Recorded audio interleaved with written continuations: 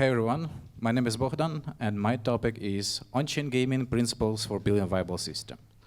So, for sake of the time, I'll skip intro about me. I just want to say that I'm that guy in a Roman helmet. So, the project that I'm building is called Mithraeum. Mithraeum is a fully on-chain strategy game focused on politics and diplomacy. We started building during DeFi summer 2020. Right now, our team consists of more of 20 people, 24, I guess. Mithraeum intended to be an eternal game at the end of the runway when we feel that we finish work on our game design. At the moment, we have 3 iterations of public tests finished with the real players, real value in, and gathered a lot of behavioral data that form the basis of my presentation. So, my biggest dream is to see the transformation of on-chain gaming from experimental stage to the viable one. And to do so, I think that we have to understand precisely the difference between what is possible to make on-chain, what makes sense to make on-chain, and what can survive on-chain. And that's why I want to propose 5 rather sharp principles for building viable systems. So, principle, and I would even say that it has to be a postulate number 1. Financialization is inevitable. So, what happens if we put any system on-chain and make it decentralized? It doesn't matter whether it is financial system or the game or the governance. We get 2 major properties. First one, the absence of the regulator, and the second one, low transaction costs. But please do not confuse it with a gas. It's totally different. So who are the regulators in the world of finances? Law enforcers like a government or bank custodians or the SEC. But who can tell me who are the regulators in the world of gaming? Developers, server administrators, aggregators like Steam. So let's take as an example server administrators. What's the reason for them to be the regulators? What they have? They have the ban hammer. And the main purpose of this ban hammer is to monopolize the monetization streams. But when we go on-chain and decentralize, we get rid of these guys. We get rid of regulators. Second property is low transaction costs. Transaction cost is a term from economic science. So what are transaction costs? It is the cost to make a trade. For instance, finding the deal is a transaction cost. Negotiating, transaction cost. Legal stuff, transaction cost. But when we go to the blockchain, to on-chain environment of smart contracts that is transparent, permissionless, interoperable, and composable, we get rid of those transaction costs. We get only gas. And in combination of these 2, we get the phenomenon of the ultra-free market. And for the gaming, it's a main game changer. So, what happens when your on-chain game gains popularity? When your on-chain game gets popular, that means the progress in your game also gets popular. If the progress in your game gets popular, it gets valuable. If it gets valuable, then it means that there is a buyer for your progress. And if there is a buyer, there is a seller. And if there is a seller and no regulator, low transaction costs, we get ultra-free market and we get hyper-financialization. So the first statement is that, in my opinion, any popular on-chain game will be hyper-financialized, whether the developers want it or not. And someone can say that, okay, let's make the assets of our game not transferable, like tokens or NFTs, just not transferable. And so they are not transferable, that means that no, they are not tradable, right? No way, because of account abstraction. Basically, the concept of account abstraction is that you're gonna use a smart contract wallet. So let's say I play your game using the smart contract wallet, and I have your no transferable assets, and I want to sell some portion of them. How I can do it? Tokenize my smart contract wallet. So the second statement is that non-transferable assets is not a solution due to the account abstraction. That leads that, in my opinion, all the on-chain games are open economies by their nature, without any exception. So my suggestion is, first, recognize the inevitable open market. Most important, price into your game design. and build the basic financialization layer on your own before the open market does. Second, test your game as soon as possible with a real value in order to validate your game design and economy. I often use a poker as example here. Poker for fun with your friends and poker with your real money are actually two different games by behavior. And I want to say that the market will always have its own opinion on your game design, and you must continuously listen to it. Let's touch more the game design. So principle number 2, game design is everything. So what we get if we have our ultra-free market and typical like a casual game with a trivial gameplay? Let's define first what is trivial and what is non-trivial. So trivial task is a task that can be obviously solved by the one or maybe some ways. For instance, the example is like go to the shop and buy some bread. Probably you know what is shop, you probably know what it is. If you don't know, you can find on the Google Maps. You know what is bread, probably you have money for that or you can borrow because bread it doesn't cost too much. So this task is trivial.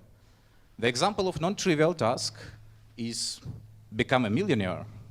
Like to become the millionaire, you need to put a lot of efforts of intellectual one, social, or creative even. So become a millionaire is non-trivial task because there are no obvious solutions how you can do that. So the point is that if your game consists a trivial gameplay, it's gonna be automated. So the statement is, the first statement, that any trivial gameplay process in the Onchain game is meaningless because the bots can and will automate it. So as the popularity of your game grows, the capitalization of your game grows. And if the capitalization of the game grows, it attracts unopportunistic rational actors. And these actors, they do not care about the fun of your game, how it's good, how it's bad, how it looks like. They care only for extracting the value. So it attracts programmers that write bots, it attracts hedge funds, it attracts hackers. So here's the second statement is that any imbalance in mechanics or economy becomes an equivalent to an exploit that will be abused by opportunistic actors. So my suggestion is that all your on-chain game mechanics must carry a non-trivial mystery that cannot be solved once and for all. The best source for such mystery is in players themselves. That is why it becomes obvious for me personally that on-chain games are primarily PvP. Good example here are financial markets, like a crypto market. I think that crypto market is PvP because it's a big mystery. No one knows when it's gonna go. And everyone trying to solve this mystery, and when they solve it, when they make a trade, they contribute to this mystery. So that's why crypto market is actually non-trivial gameplay, and it is PvP. Principle number 3, most controversial and my favorite. Immutability is a key to prosperity. So what is immutability? Immutability is when you have a smart contracts fully immutable that no entity can change its logic. And the reason for that is because of hyper-financialization in your on-chain game. It blurs the line between the players and the project shareholders. Now everyone are players. So if you have some like administrator or any other entity that can change the rules, it becomes a player so powerful that actually it becomes deterrent to your economy. And someone can say that, okay, let's make a protocol DAO. Is it decentralized, right? It should be. I don't think so. Because you have to always to remember that DAO does not strive to make the product better. It seeks to increase the profits of its majority. And while in like venture DAOs or the DeFi or NFT space, makes sense because people there are in the same team, but in competitive PvP virtual worlds, they are rivals. That's actually how I see it.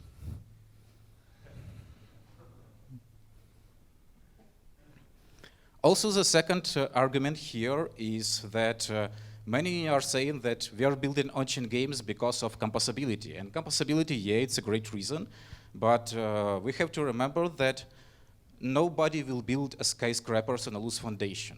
If your game logic is unstable, if it has a risk to change by some centralized entity or even the DAO, then build something on top, something valuable, something worth some millions could be a big risk.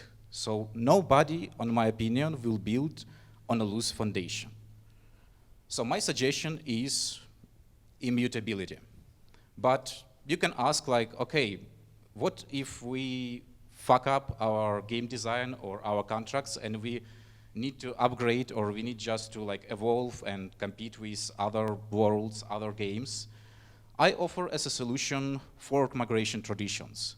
So for instance, if you really think that you need to upgrade your world, that it really needs, you deploy a new one with migration process. The new world will recognize the old world and offer the assets of players of the old world to migrate them from the old to the new one. And for my opinion, it is way more healthy way to upgrade. Principle number 4, Ponzi-nomics is a one-way ticket. So, what we get if we have our ultra-free market and we put any like 99% models, economic models from traditional gaming? Most likely we automatically get a Ponzi.